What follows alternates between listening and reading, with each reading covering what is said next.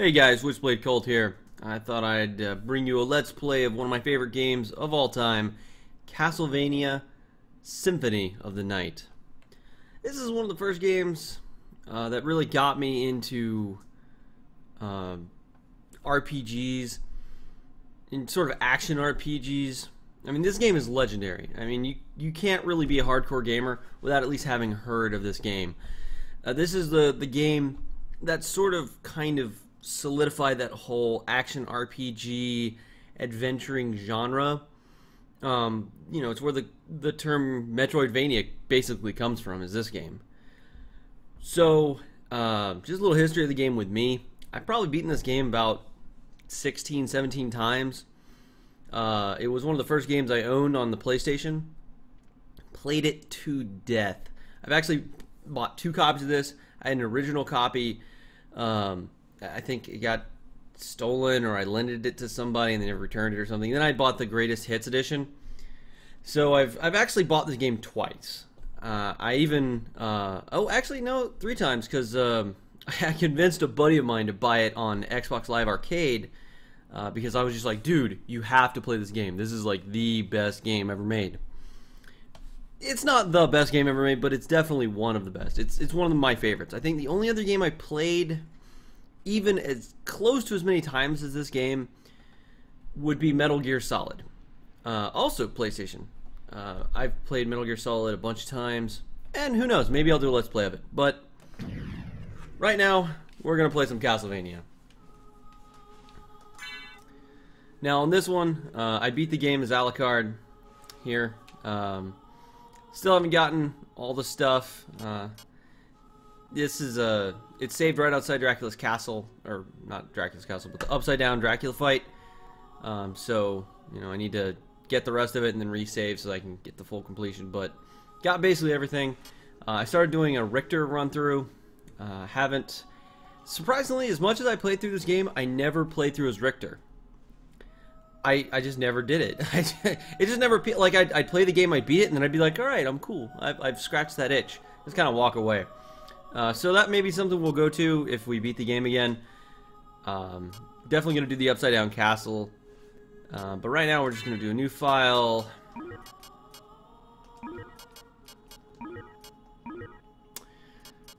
Fitting name. And off we go. Journey back to 1792.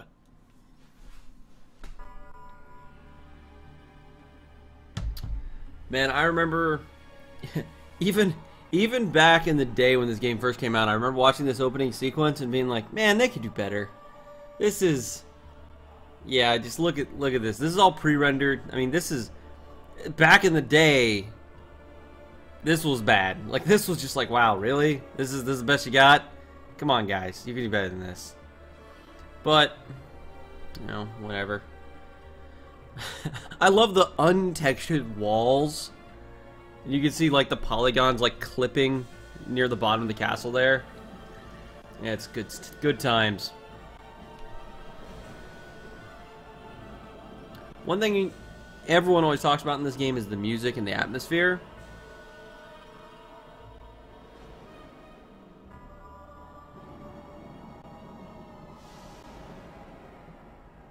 Ah, I just love that.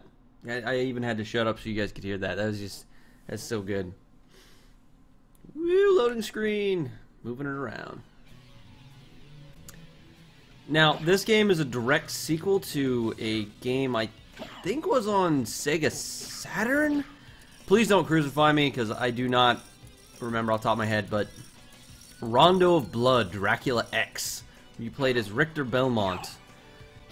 It played a lot like, you know, some of the more traditional earlier Castlevanias.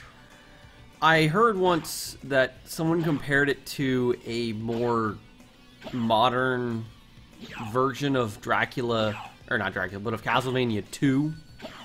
If you want to have a kind of an idea, if you play through Dracula 2, not Dracula 2, freaking A, Castlevania 2. I just love this whip. Yeah, ha, spin it around, spinny spin spin. Can I do the... Oh, yeah, there we go. Slide. Yeah, that one thing about Castlevania Symphony of the Night that I've always really loved is it just has a really great feel. It just super like everything in the game is just fun. From the way the candles explode and the sound they make, to your attack animations, the sounds, like just everything is so perfect. As I waste my hearts.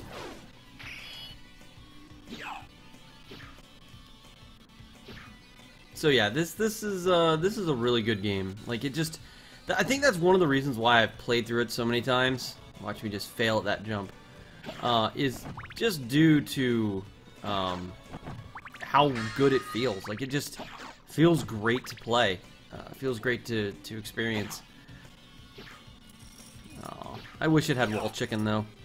Wall chicken would be great. I don't know, something about wall chicken. Always loved it. Die, monster!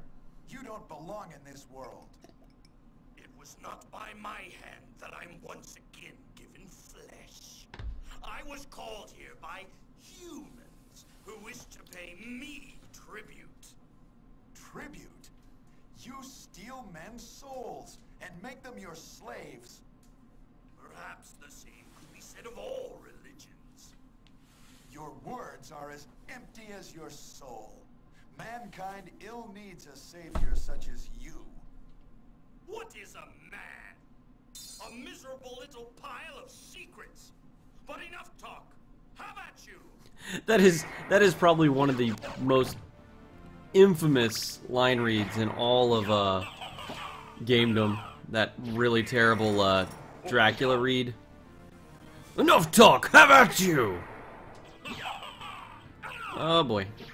So one thing I've also never done is bothered beating this without taking any damage. It's possible. One of the cool things about this game is this opening sequence, depending on how well you do, and depending on you know, how many hearts you use. Oh dear. Well, not having that then. But yeah, apparently, like, however many hearts you have left over, how well you do, if you can beat it without getting saved by the little girl.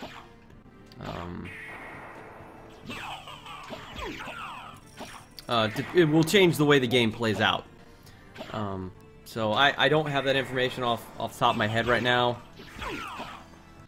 But yeah, it depends. I think there's like if you use up all your hearts, you end up starting with like heart regen power. If you I wish I could remember, because I remember the one where if you don't get rescued was like hardcore mode was unlocked or something, where like you start with like 1 strength or something as Alucard. I really can't remember, but I'm just gonna play it naturally, just trying to do as best I can do, and we'll see where it goes.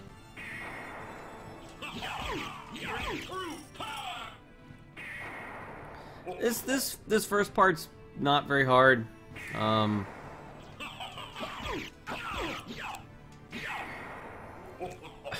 remember when I first got this game, I had no idea what was going on. I'd only played one other Castlevania game, and that was on Game Boy. And I remember just getting tore up by this fight, being like, I don't understand what's going on.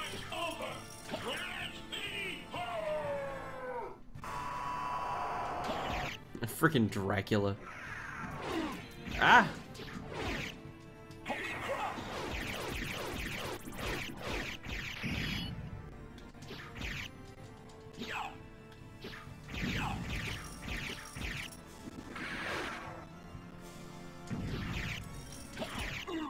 Ow. What a...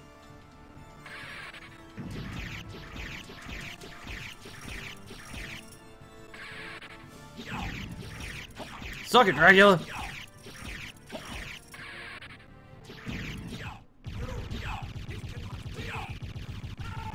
So, I just beat it without getting saved by a little girl, so we're gonna figure out if I just totally screwed myself over or not.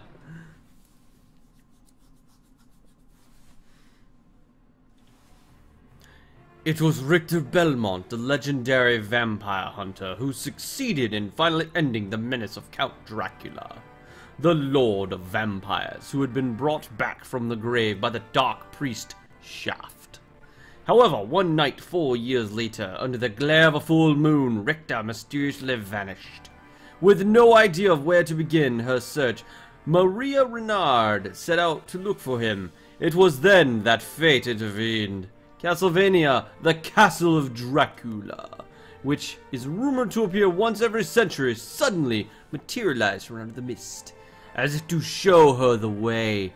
Meanwhile, powerful forces were struggling for the soul of a man named Alucard. The very same Alucard who had teamed up with Trevor Belmont to battle his immortal father, Count Vlad Tepes Dracula. Alucard, in order to purge the world of his own cursed bloodline, had submerged his vampiric powers. I can't read fast enough. No! Anyways, I think you get the gist. Oh, cannot skip this. I'm so sorry. I wish I could. And no man can say who shall emerge victorious. Oh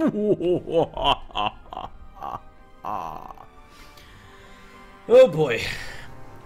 But yeah. How's that for an opening, kiddies?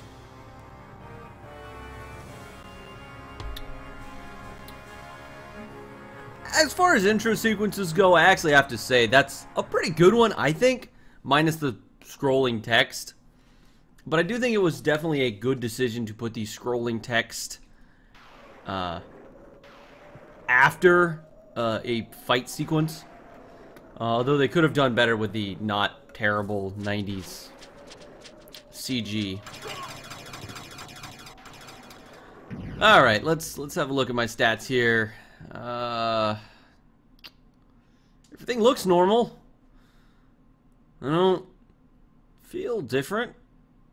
All the things look normal. I think.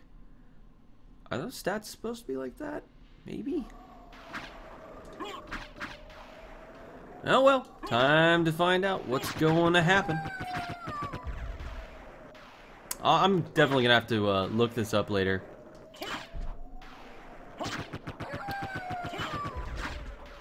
Oh man, this hallway gives me chills every time I play through it. Ooh, shivers. Ugh. Changes the music and the windows shuddering and the sound. Ah, so good. So, certain more renowned YouTubers have criticized this game as being, oh, geez, lag more. What's going on? Wow, hold on. Something is amiss. Let me see if I can't fix this up here. What is going on? All right.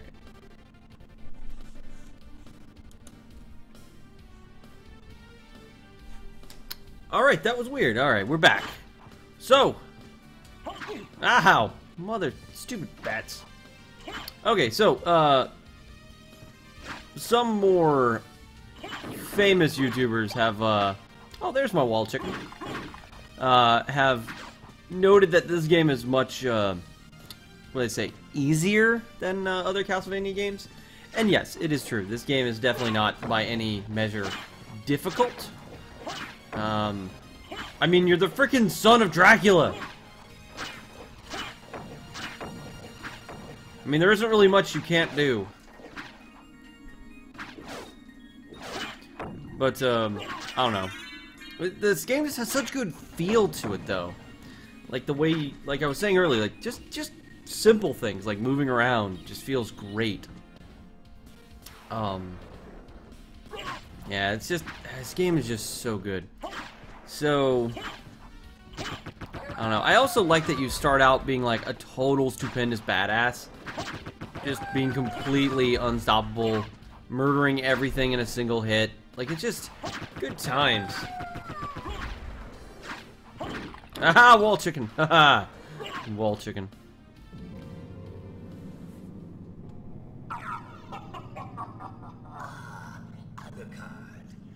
What is your business here? I've come to put an end to this. Still befriending mortals. I'll not ask you to return to our side, but I demand you cease your attack. I will not. You shall regret those words. We will meet again. What? What? Yeah, knuckle duster time. Suck it, evildoers. Man, just look at the backgrounds here. You can see the castle tower, some gargoyles, some dudes on pikes. Oh man. But yeah, so let's take a second here just to talk about intro, because I really think that this game is a really good example of how to do an intro right. So, the crazy, stupid CG aside, I really have to say that this game does intros right. You know, you pretty much know everything you need to know about this game in the first few minutes, and it doesn't, like, there's no penalty for doing badly, and so you know you don't have to worry about turning off your audience at the very beginning. You know, they can you can ease into the game, like, and right now this is the end of the intro sequence right here. This room where death takes your gear is where the game actually starts. But yeah, you get, because they play that last level of Rondo of Blood, you get to know like what the stakes are, who the enemy is. There's some that introductory BS exposition which could have been skipped, but I think they did just enough exposition to kind of, you know, that's tolerable, you know, with an audience. They're like, okay, alright, you're Dracula, it's fine, whatever, let's fight. You know, but I mean, you get to know, you know, you're like, oh, there's Richter, he's a vampire hunter, there's Dracula, we're fighting, he's evil, cool stuff. And then you get to be Alucard and run around and hit things and level up a couple times. Did you notice I leveled up like 2-3 times during that sequence? Yeah, I leveled up twice. You know, so you get, oh, you level up, alright, cool. Sweet, awesome. Oh, there's enemies and I kill them and they blow up, and there's respawning zombies and mermen, and you know, if I had fallen in the water I would have taken damage from the water, but I wouldn't have died. So it's like, oh yeah, water hurts me, you know. So I think this is a really good way to do intros. Anyways, when we come back, we will be doing part 2 of our Castlevania playthrough. Until then,